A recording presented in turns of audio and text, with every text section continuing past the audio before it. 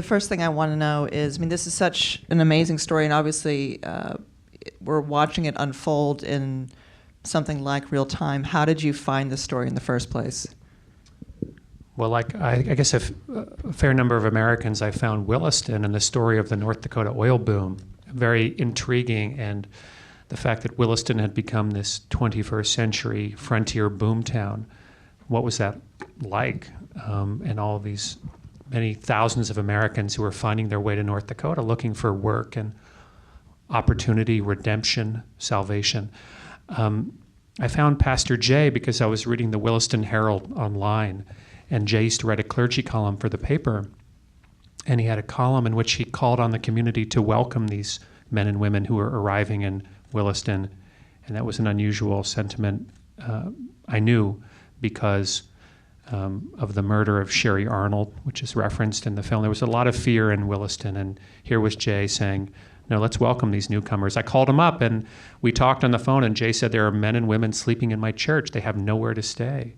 He said, you've got to come here and see what's happening. It's extraordinary. So that was my invitation to come to Williston, and I didn't know really what I was looking for, but that I wanted to tell a story about what was happening on the ground, what the ground level reality was for people who were coming to North Dakota looking for work.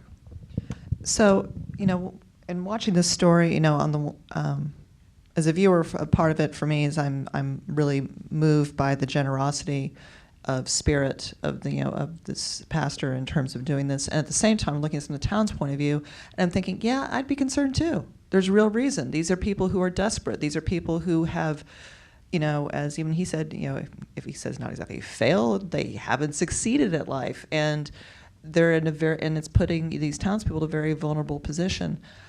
When you're watching this, when did that kind of, when you're watching this, how are you weighing that out in terms of thinking, okay, what's really motivating this person, and what's really going on here?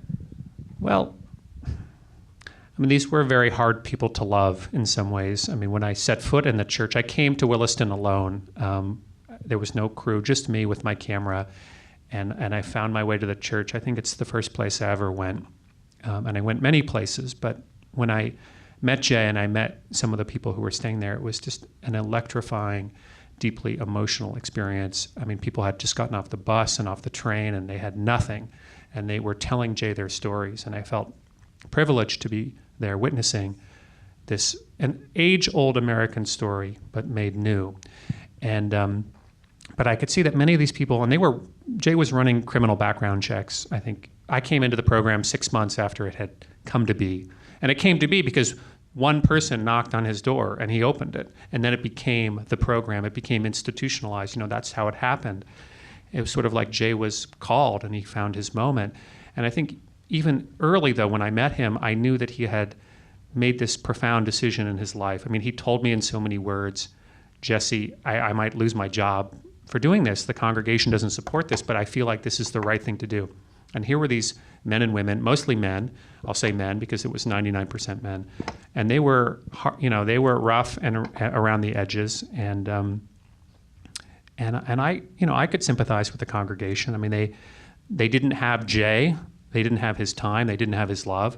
The neighbors were looking across the street and seeing this encampment of men and sleeping in their cars and hanging out at night smoking cigarettes, and it was a little scary. And Williston, when I got there, was a pretty scary place, and I was actually a little bit fearful too. But actually, I found that the church, where I slept in the church for the first 6 months of production because I needed a place to stay as well, I found it to be a very warm and loving place, an extraordinary place. And Jay brought me in as he brought so many people in. And so on one hand, you had the community fearing these people, and some of them had done hard time, and yet it was a very warm and loving place. And but I think I could see this on the far horizon, the likelihood that whatever he was doing was not going to end well for him, and the program was probably doomed. Just the total commitment that he was making couldn't be sustained.